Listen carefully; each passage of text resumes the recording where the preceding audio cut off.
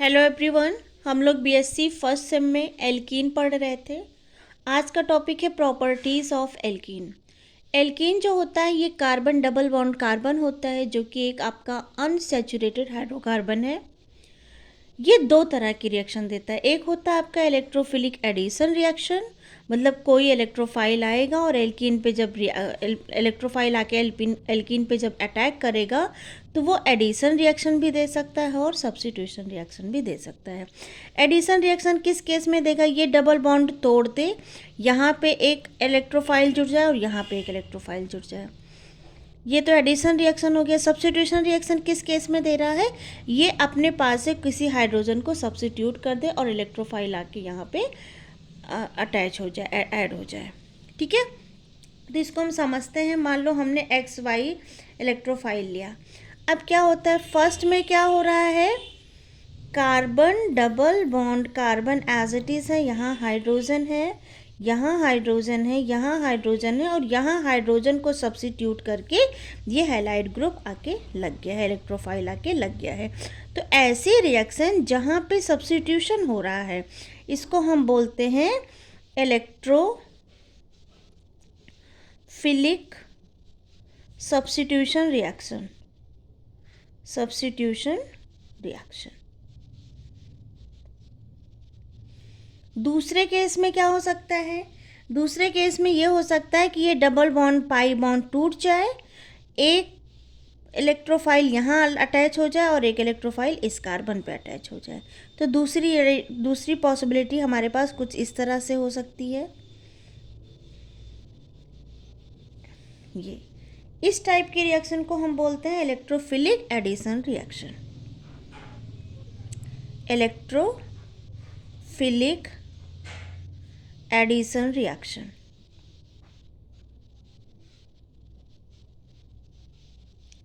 Addition reaction. ठीक है, आप यहाँ पे देखो बेटा, यहाँ पे क्योंकि ये पाई बॉन्ड है और पाई बॉन्ड जो होता है वो वीक होता है, ये आपका सिग्मा बॉन्ड है।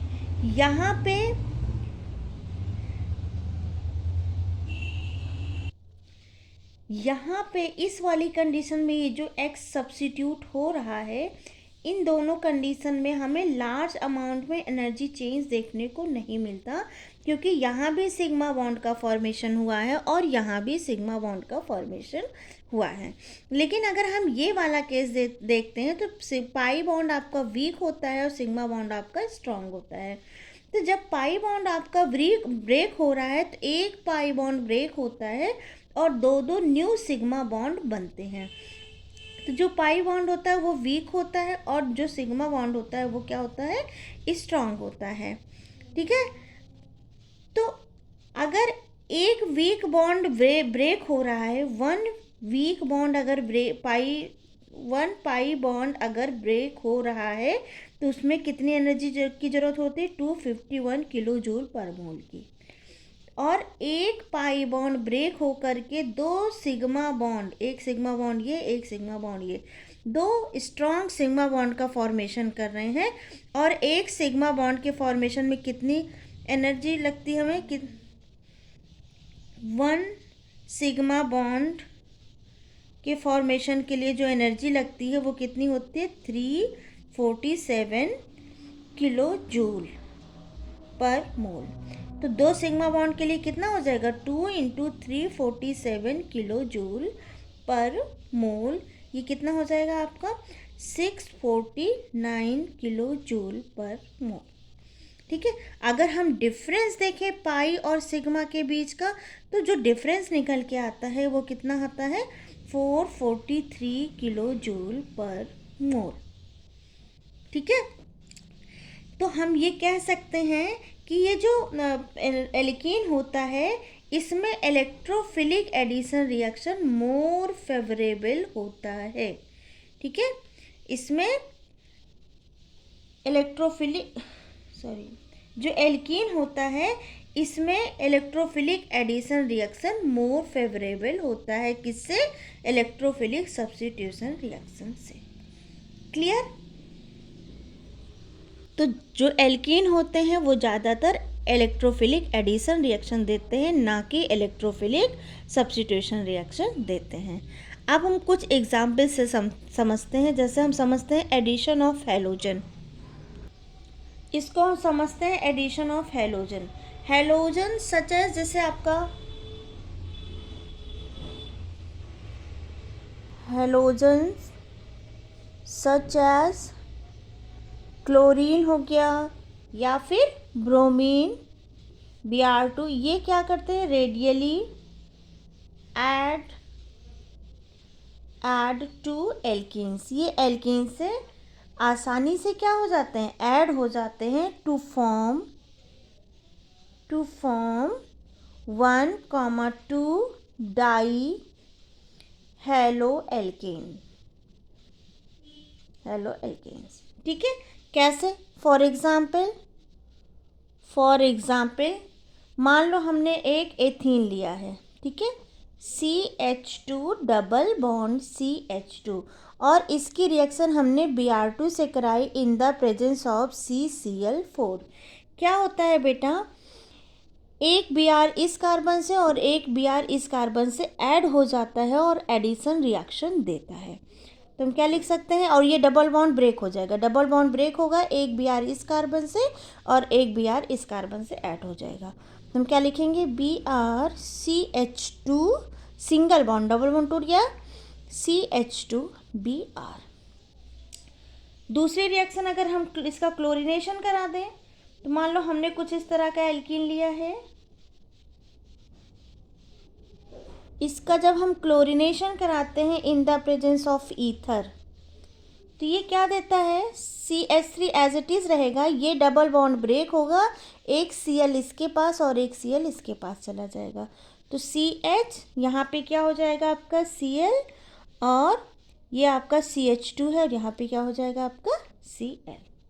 ठीक है, अब during addition of Br2 to alkene, जब एल्कीन में Br2 का एडिशन होता है तो ये कलर को डिस्चार्ज कर देते हैं। कलर जैसे Br2 का जो कलर ब्राउन कलर होता है वो डिस्चार्ज हो जाता है और कलरलेस कंपाउंड बना लेता है।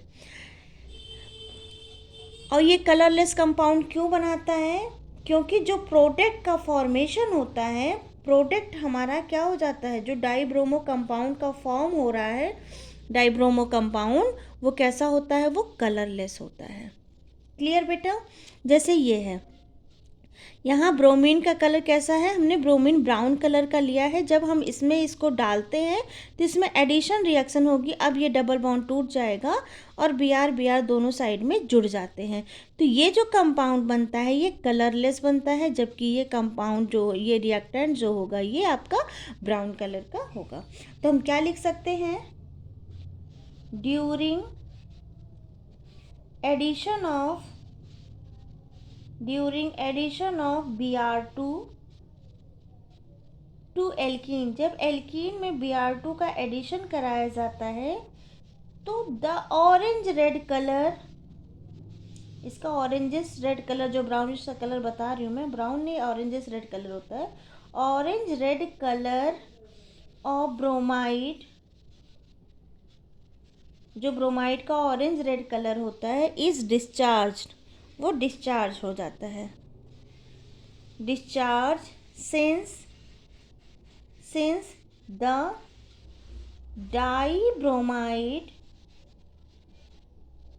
डाइब्रोमाइड कंपाउंड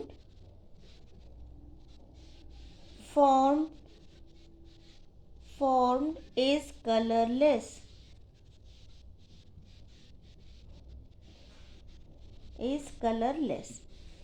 ठीक है। अब ये क्यों, ये क्या कर रहा है, ये डबल बॉन्ड को सिंगल बॉन्ड में कन्वर्ट कर रहा है।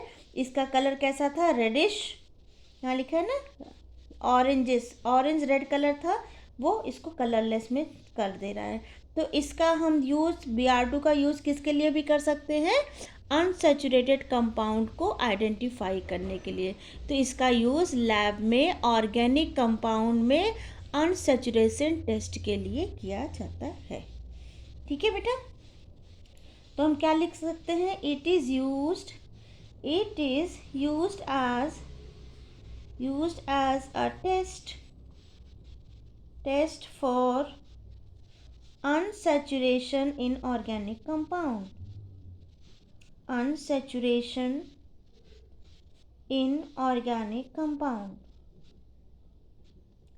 Organic compound.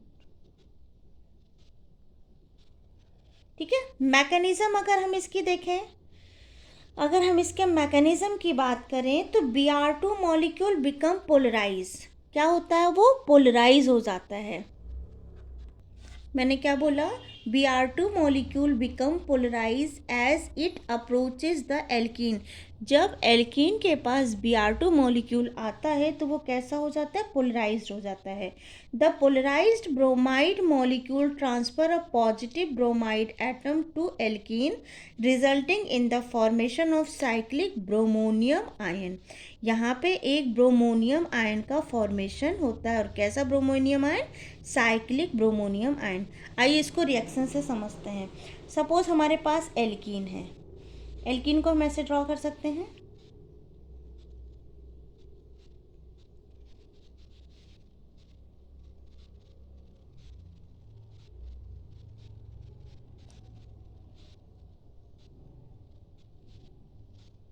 ये जो सॉलिड लाइन होती है, ये क्या, ये जो डॉटेड लाइन होती है, आपकी क्या होती है? आउट ऑफ द प्लेन होती है। ठीक है। आप यहाँ पे हम जब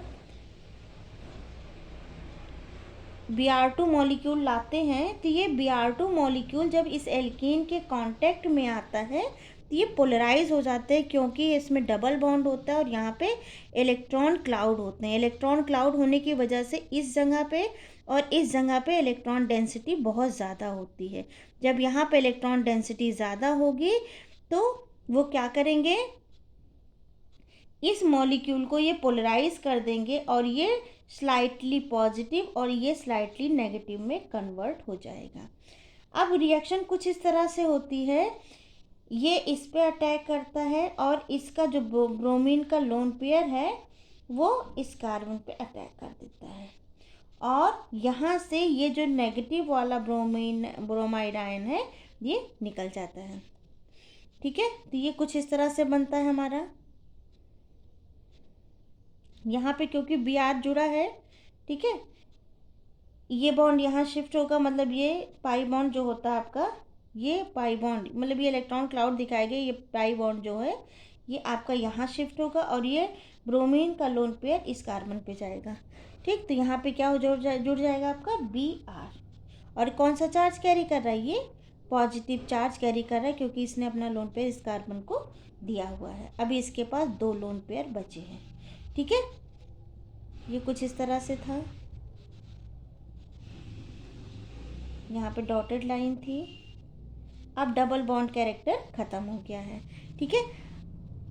प्लस में क्या मिला है? ये Br टूटा है और ये Br किस में टूटेगा? नेगेटिव आयन में टूटेगा। अभी इसके पास 3 लोन पेयर तो होते ही हैं और नेगेटिव आयन की वजह से 2 लोन पेयर और हो गया है। ठीक है। इसको बोलते हैं ब्रोमाइड आयन। Bromide ion. और ये आपका क्या बना? Cyclic bromonium ion. Cyclic bromonium ion. ठीक। ये तो आपका था स्टेप फर्स्ट। स्टेप फर्स्ट में क्या हुआ? इस एल्कीन ने इस ब्रोमीन मॉलिक्यूल को पोलराइज किया। पोलराइज करके इसको स्लाइटली पॉजिटिव और इसको स्लाइटली नेगेटिव में कन्वर्ट कर दिया। और जो स्लाइटली पॉजिटिव वाला ब्रोमाइड आयन था, Br था, वो क्या हो रहा है? वो इससे अटैच हो जा रहा है और क्या बना रहा है? हमारा साइक्लिक ब्रोमोनियम बना रहा है। और ये जो नेगेटिव चार्ज वाला Br था वो अलग हो जाता है। इसको बोलते हैं हम ब्रोमाइड आयन। अब सेकेंड स्टेप में क्या होता है? अब सेकेंड स्टेप में क्या होता है? जो आपका Br माइनस बना है, the attack of Br ion take place from the opposite side where bromine atom is already present in order to minimise steering hindrance. जो हमारा क्या बना था? हमने अभी क्या बनाया था? Cyclic bromonium ion. हमारा क्या बना था? एक साइक्लिक ब्रोमोनियम आयन बना था। ये हमारा सॉलिड लाइन थी, यहाँ पे भी सॉलिड लाइन थी, यहाँ डॉटेड लाइन थी, ये डॉटेड तो सॉलिड आप समझ सकते हो ना, अबव द प्लेन और बिलो द प्लेन। और यहाँ पे साइक्लिक ब्रोमोनियम आयन बना था, यहाँ पे Br था और ये पॉजिटिव चार्ज कैरी किए हुए था। ठीक, अब जो Br माइनस आता है वो यहाँ से ना अटैक करके, इस साइड से अटैक ना करके, इसके जस्ट अपोजिट साइड से अटैक करता है। क्यों अपोजिट साइड से अटैक करता है? यहाँ से अटैक करेगा तो यहाँ पे इसको एक स्टेरिक हिंड्रेंस मिलेगा, ये भी एक साइक्लिक फॉर्म में मिलेगा, बड़ा सा ग्रुप, ये भी बड़ा सा ग्रुप, ये भी बड़ा सा ग्रुप। तो ये अपोजिट साइड से, बैक साइड से क्या करता है? रिएक्शन, मतलब अटैक करता है। तो ये क्या करेगा? ये Br जाके इस अपोजिट साइड से अटैक करेगा। ठीक, तो क्या बन जाएगा? कार्बन। अब जब ये अटैक करेगा तो ये वाला बॉन्ड क्या हो जाएगा? ब्रेक हो जाएगा। जब Br यहाँ पे जाके अटैक करेगा इस कार्बन पे तो ये बॉन्ड ब्रेक हो जाएगा। तो कार्बन, सिंगल बॉन्ड कार्बन, यहाँ पे तो आपका ये था ही सॉलिड लाइन, यहाँ ये डॉटेड लाइन था ही, यहाँ भी ये सॉलिड लाइन थी, यहाँ भी डॉटेड लाइन थी। अब जब ये बॉन्ड टूटेगा तो ये पॉजिटिव चार्ज हटेगा, तो यहाँ पे क्या है आपका? Br, और दूसरा जो बैक साइड से जिस Br ने अटैक किया था वो Br आके यहाँ पे जुड़ जाएगा। इसको बोलते हैं एंटी एडिशन, और ये जो प्रोडक्ट बनता है इसको बोलते हैं vicinal dibromide. Vicinal dibromide, vicinal dibromide का मतलब होता है बगल बगल कार्बन पे क्या हो? हेलोजन ग्रुप हो। क्लियर? और इसको हम बोलते हैं anti addition, anti addition of alkene. Alkene कुछ पॉइंट है, अगर हम रिएक्टिविटी ऑर्डर देखें, रिएक्टिविटी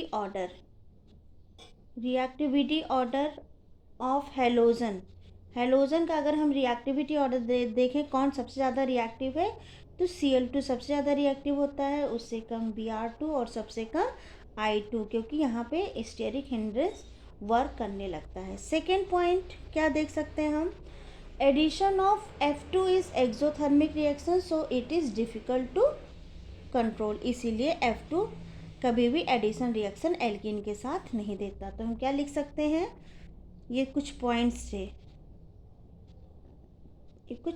थे, एडिशन ऑफ F2, अगर हम F2 का एडिशन कराएं तो is exothermic reaction, so it is difficult to control, इसको कंट्रोल करना बहुत ही ज़्यादा डिफ़िकल्ट हो जाता है।